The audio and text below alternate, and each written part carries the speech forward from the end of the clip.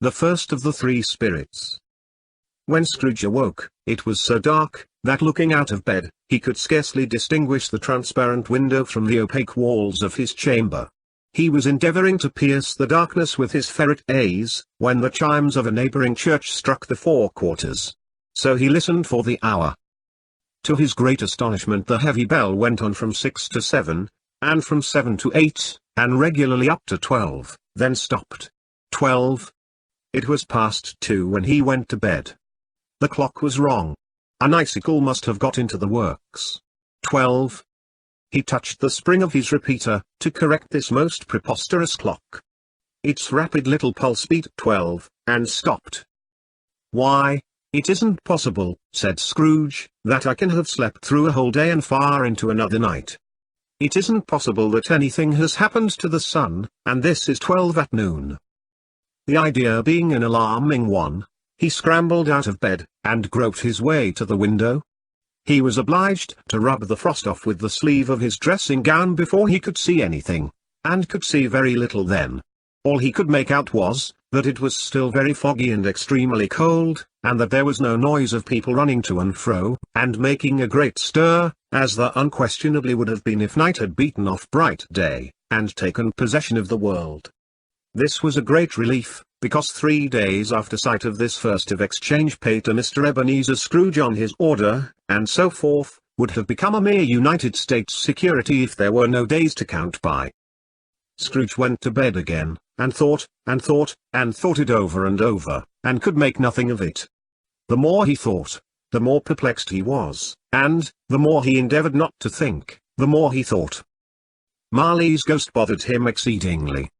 Every time he resolved within himself, after mature inquiry, that it was all a dream, his mind flew back again, like a strong spring released, to its first position, and presented the same problem to be worked all through: was it a dream or not? Scrooge lay in this state until the chime had gone 3/4 more, when he remembered, on a sudden, that the ghost had warned him of a visitation when the bell tolled 1. He resolved to lie awake until the hour was past, and, considering that he could no more go to sleep than go to heaven, this was, perhaps, the wisest resolution in his power. The quarter was so long, that he was more than once convinced he must have sunk into a doze unconsciously, and missed the clock. At length it broke upon his listening ear. 1/4 past, said Scrooge, counting.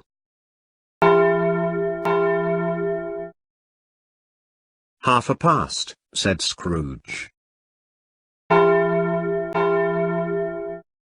1/4 to it, said Scrooge. The hour itself, said Scrooge triumphantly, and nothing else. He spoke before the hour bell sounded, which it now did with a deep, dull, hollow, melancholy one. Light flashed up in the room upon the instant, and the curtains of his bed were drawn. The curtains of his bed were drawn aside, I tell you, by a hand. Not the curtains at his feet, nor the curtains at his back, but those to which his face was addressed. The curtains of his bed were drawn aside, and Scrooge, starting up into a half-recumbent attitude, found himself face to face with the unearthly visitor who drew them, as close to it as I am now to you, and I am standing in the spirit at your elbow. It was a strange figure, like a child, yet not so like a child as like an old man, viewed through some supernatural medium, which gave him the appearance of having receded from the view, and being diminished to a child's proportions. Its hair, which hung about its neck and down its back, was white as if with age, and yet the face had not a wrinkle in it, and the tenderest bloom was on the skin. The arms were very long and muscular, the hands the same, as if its whole were of uncommon strength. Its legs and feet, most delicately formed, were, like those upper members, bare. It wore a tunic of the purest white, and round its waist was bound a lustrous belt, the sheen of which was beautiful. It held a branch of fresh green holly in its hand, and, in singular contradiction of that wintry emblem, had its dress trimmed with summer flowers. But the strangest thing about it was, that from the crown of its head there sprung a bright clear jet of light, by which all this was visible, and which was doubtless the occasion of its using, in its duller moments, a great extinguisher for a cap, which it now held under its arm. Even this, though, when Scrooge looked at it with increasing steadiness, was not its strangest quality. For as its belt sparkled and glittered now in one part and now in another, and what was light one instant, at another time was dark, so the figure itself fluctuated in its distinctness, being now a thing with one arm, now with one leg, now with 20 legs, now a pair of legs without a head, now a head without a body, of which dissolving parts, no outline would be visible in the dense gloom wherein they melted away. And in the very wonder of this, it would be itself again, distinct and clear as ever. "Are you the spirit, sir, whose coming was foretold to me?" asked Scrooge. "I am." The voice was soft and gentle, singularly low, as if instead of being so close beside him, it were at a distance. "Who, and what are you?" Scrooge demanded.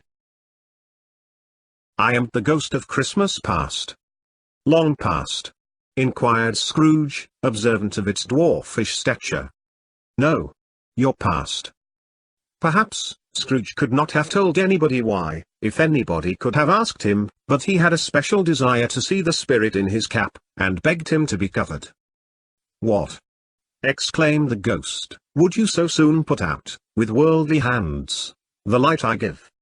Is it not enough that you are one of those whose passions made this cap, and force me through whole trains of years to wear it low upon my brow?" Scrooge reverently disclaimed all intention to offend or any knowledge of having wilfully bonneted the spirit at any period of his life.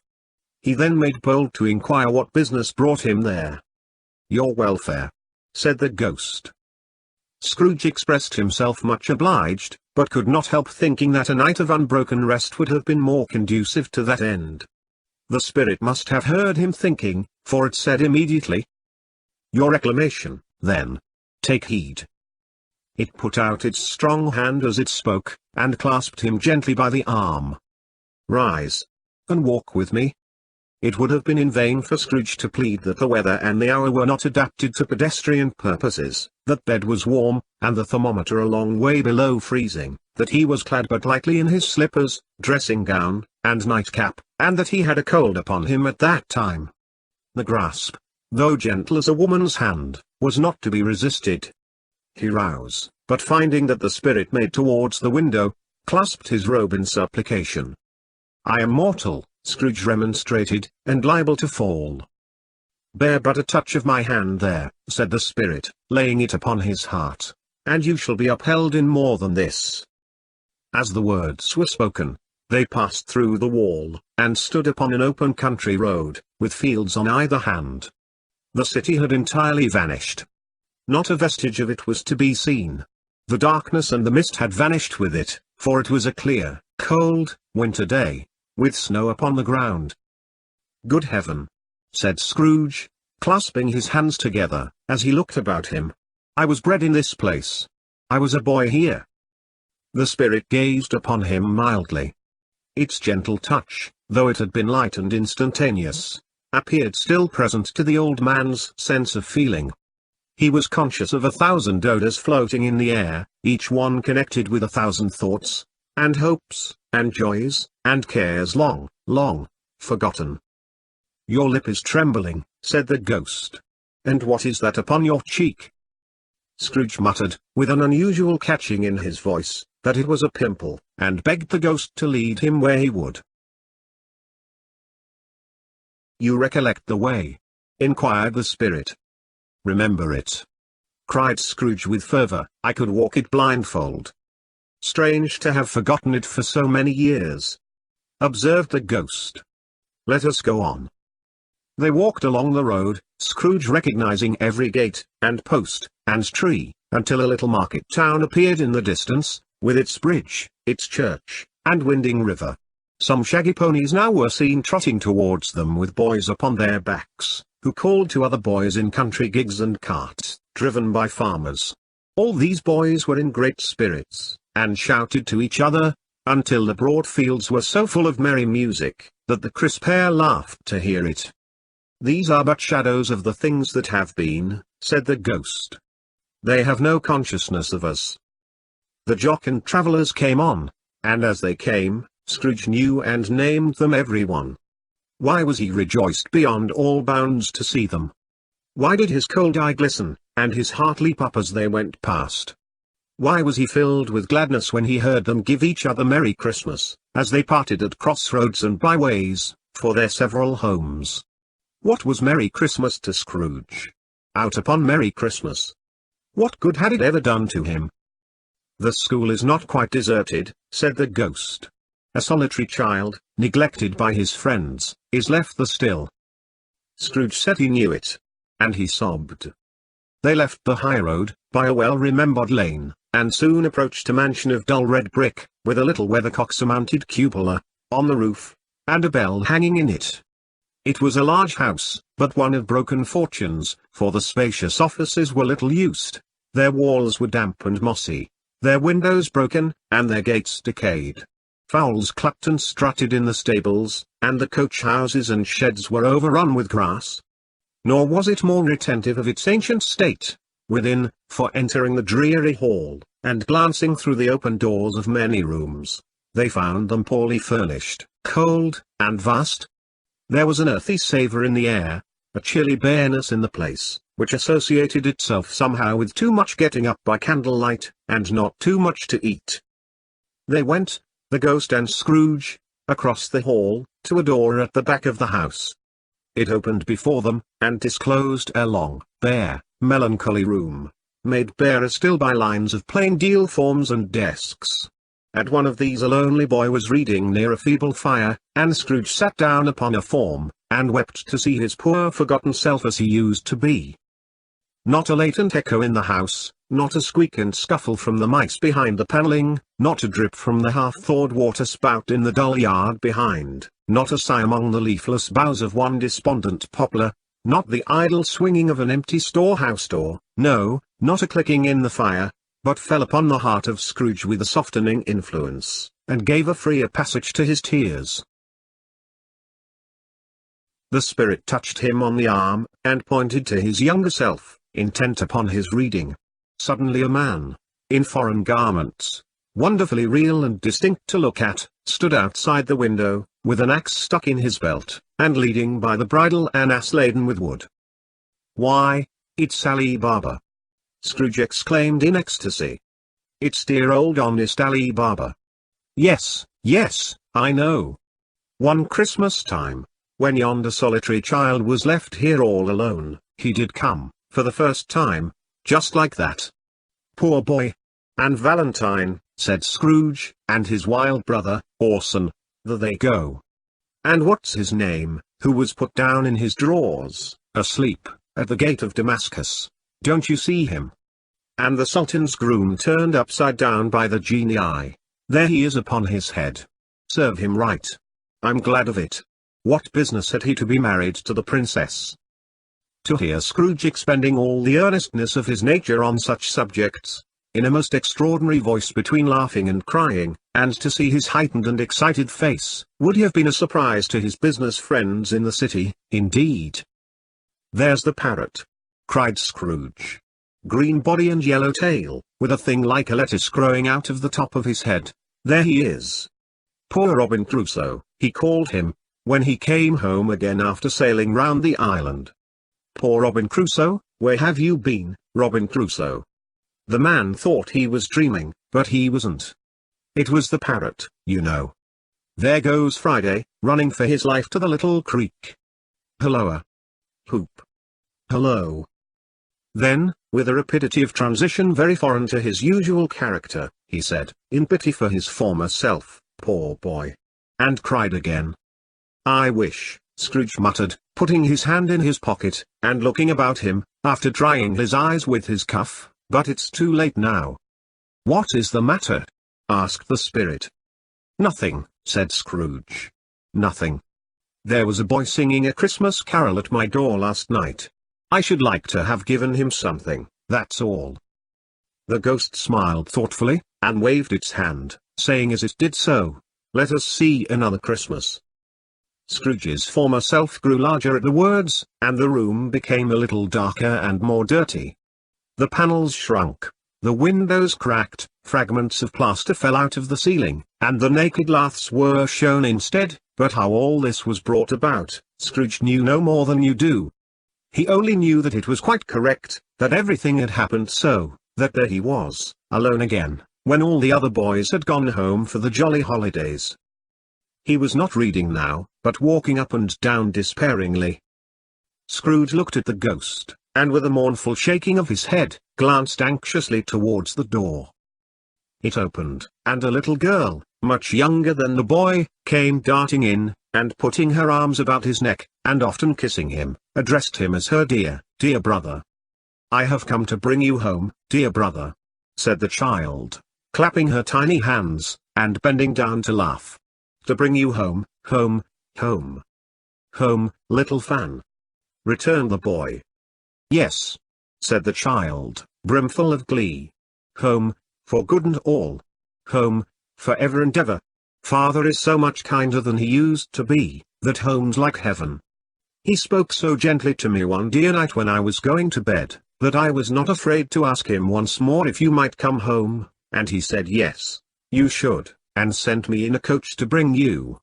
And you're to be a man," said the child, opening her eyes, "and are never to come back here, but first, we're to be together all the Christmas long, and have the merriest time in all the world."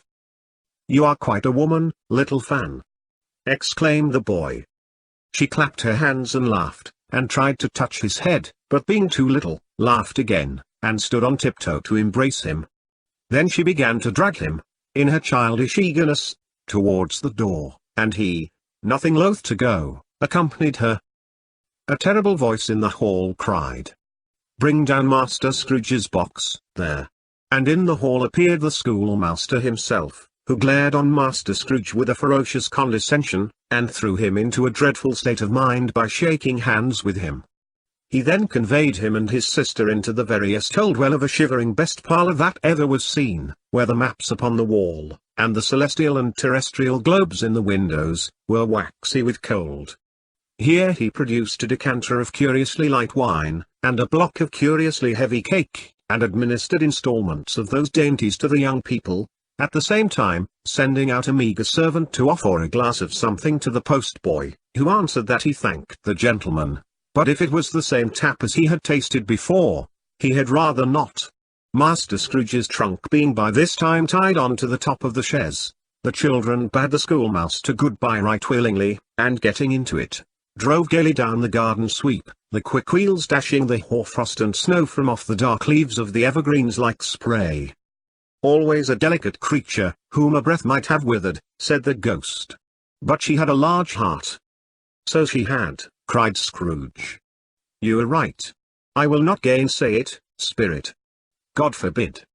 "She died a woman," said the ghost, "and had, as I think, children."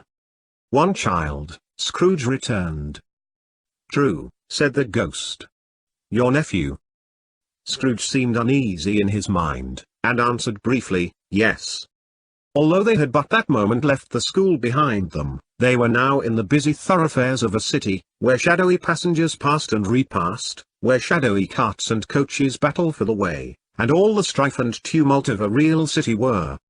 It was made plain enough, by the dressing of the shops, that here too it was Christmas time again, but it was evening, and the streets were lighted up.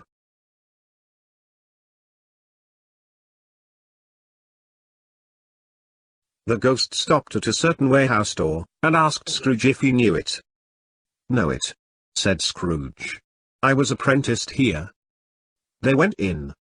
At sight of an old gentleman in a Welsh wig, sitting behind such a high desk, that if he had been 2 inches taller he must have knocked his head against the ceiling, Scrooge cried in great excitement, "Why, it's old Fezziwig!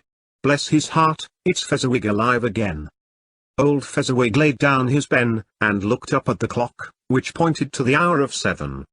He rubbed his hands, adjusted his capacious waistcoat, laughed all over himself, from his shows to his organ of benevolence, and called out in a comfortable, oily, rich, fat, jovial voice, "Yo-ho, there! Ebenezer! Dick!" Scrooge's former self, now grown a young man, came briskly in, accompanied by his fellow prentice.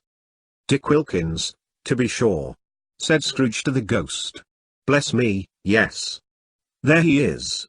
He was very much attached to me, was Dick. Poor Dick. Dear, dear. Yo-ho, my boys, said Fezziwig. No more work tonight. Christmas Eve, Dick. Christmas, Ebenezer. Let's have the shutters up, cried old Fezziwig, with a sharp clap of his hands, before a man can say Jack Robinson. You wouldn't believe how those two fellows went at it. They charged into the street with the shutters, 1, 2, 3, had them up in their places, 4, 5, 6, barred them and pinned then, 7, 8, 9, and came back before you could have got to 12, panting like race horses. Hilly-ho! Cried old Fezziwig, skipping down from the high desk, with wonderful agility. Clear away, my lads, and let's have lots of room here. Hilly-ho, Dick. Chirrup, Ebenezer. Clear away. There was nothing they wouldn't have cleared away, or couldn't have cleared away, with old Fezziwig looking on. It was done in a minute. Every movable was packed off, as if it were dismissed from public life forevermore. The floor was swept and watered, the lamps were trimmed, fuel was heaped upon the fire, and the warehouse was as snug, and warm, and dry, and bright a ballroom, as you would desire to see upon a winter's night. In came a fiddler with a music book, and went up to the lofty desk, and made an orchestra of it, and tuned like 50 stomach aches. In came Mrs. Fezziwig, one vast substantial smile. In came the 3 Miss Fezziwigs, beaming and lovable. In came the 6 young followers whose hearts they broke. In came all the young men and women employed in the business. In came the housemaid, with her cousin, the baker. In came the cook, with her brother's particular friend, the milkman. In came the boy from over the way, who was suspected of not having board enough from his master, trying to hide himself behind the girl from next door but one, who was proved to have had her ears pulled by her mistress. In they all came, one after another, some shyly, some boldly, some gracefully, some awkwardly, some pushing, some pulling, in they all came, anyhow and every-how. Away they all went, 20 couples at once, hands half round and back again the other way, down the middle and up again, round and round in various stages of affectionate grouping, old top couple always turning up in the wrong place, new top couple starting off again, as soon as they got there, all top couples at last, and not a bottom one to help them. When this result was brought about, old Fezziwig, clapping his hands to stop the dance, cried out, "Well done!" And the fiddler plunged his hot face into a pot of porter, especially provided for that purpose. But scorning rest, upon his reappearance, he instantly began again, though there were no dancers yet, as if the other fiddler had been carried home, exhausted, on a shutter, and he were a brand new man resolved to beat him out of sight, or perish. There were more dances, and there were forfeits, and more dances, and there was cake, and there was negus, and there was a great piece of cold roast, and there was a great piece of cold boiled, and there were mince pies, and plenty of beer. But the great effect of the evening came after the roast and boiled, when the fiddler, an artful dog, mind, the sort of man who knew his business better than you or I could have told it him, struck up Sir Roger de Coverley. Then old Fezziwig stood out to dance with Mrs. Fezziwig. Top couple, too, with a good stiff piece of work cut out for them, 3 or 4 and 20 pair of partners, people who were not to be trifled with, people who would dance, and had no notion of walking. But if there had been twice as many, 4 times, old Fezziwig would have been a match for them, and so would Mrs. Fezziwig. As to her, she was worthy to be his partner in every sense of the term. If that's not high praise, tell me higher, and I'll use it. A positive light appeared to issue from Fezziwig's calves. They shone in every part of the dance like moons. You couldn't have predicted, at any given time, what would have become of them next. And when old Fezziwig and Mrs. Fezziwig had gone all through the dance, advance and retire, both hands to your partner, bow and curtsy, corkscrew, thread the needle, and back again to your place, Fezziwig cut so deftly, that he appeared to wink with his legs, and came upon his feet again without a stagger.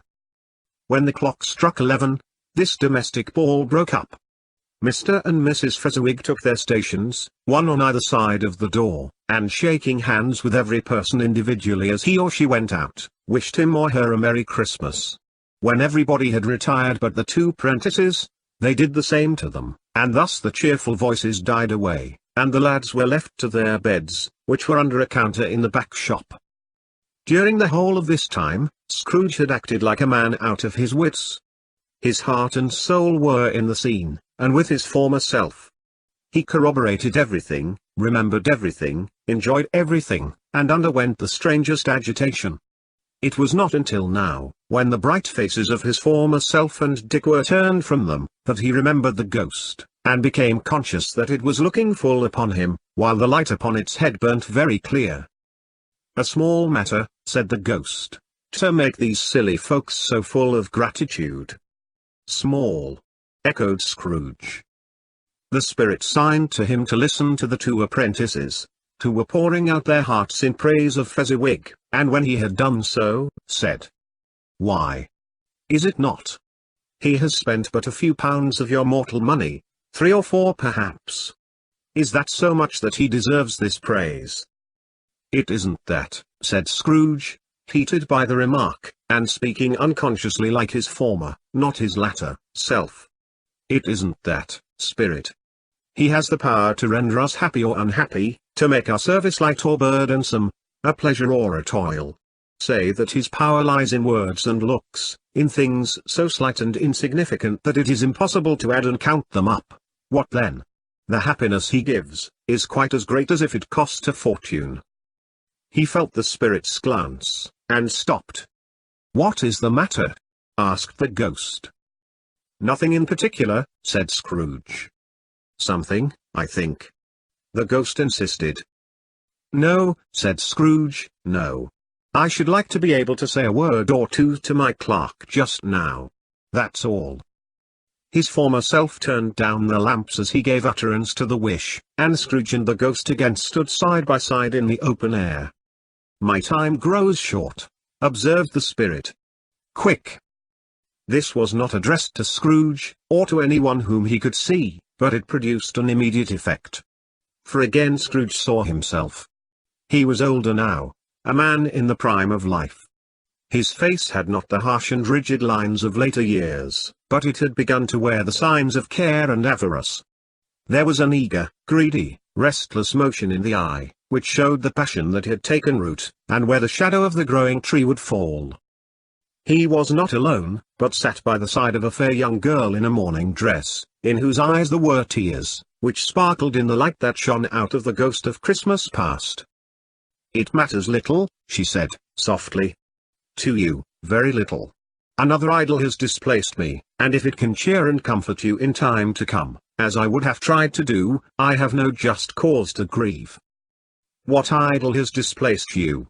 he rejoined. "A golden one." "This is the even-handed dealing of the world," he said. "There is nothing on which it is so hard as poverty, and there is nothing it professes to condemn with such severity as the pursuit of wealth." "You fear the world too much," she answered, gently. "All your other hopes have merged into the hope of being beyond the chance of its sordid reproach. I have seen your nobler aspirations fall off one by one, until the master passion, gain, engrosses you. Have I not?" "What then?" he retorted. "Even if I have grown so much wiser, what then? I am not changed towards you." She shook her head. "Am I? Our contract is an old one. It was made when we were both poor and content to be so, until, in good season, we could improve our worldly fortune by our patient industry. You are changed. When it was made, you were another man." "I was a boy," he said impatiently. "Your own feeling tells you that you were not what you are," she returned. "I am. That which promised happiness when we were one in heart, is fraught with misery now that we are two. How often and how keenly I have thought of this, I will not say. It is enough that I have thought of it, and can release you." Have I ever sought release? In words? No. Never. In what, then? In a changed nature, in an altered spirit, in another atmosphere of life, another hope as its great end.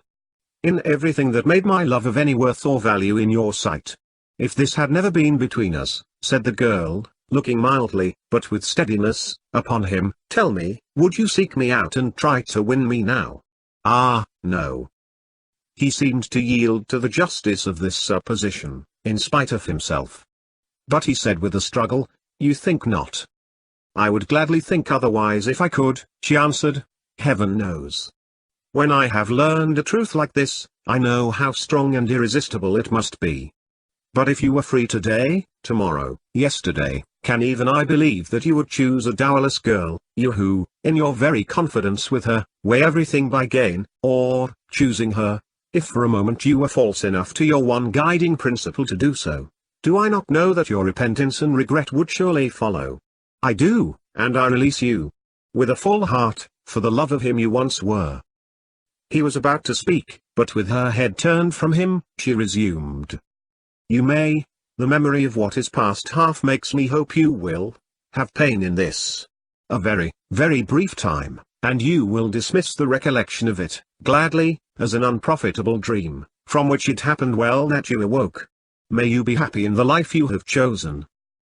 She left him, and they parted. "Spirit," said Scrooge, "show me no more. Conduct me home. Why do you delight to torture me?" "One shadow more," exclaimed the ghost.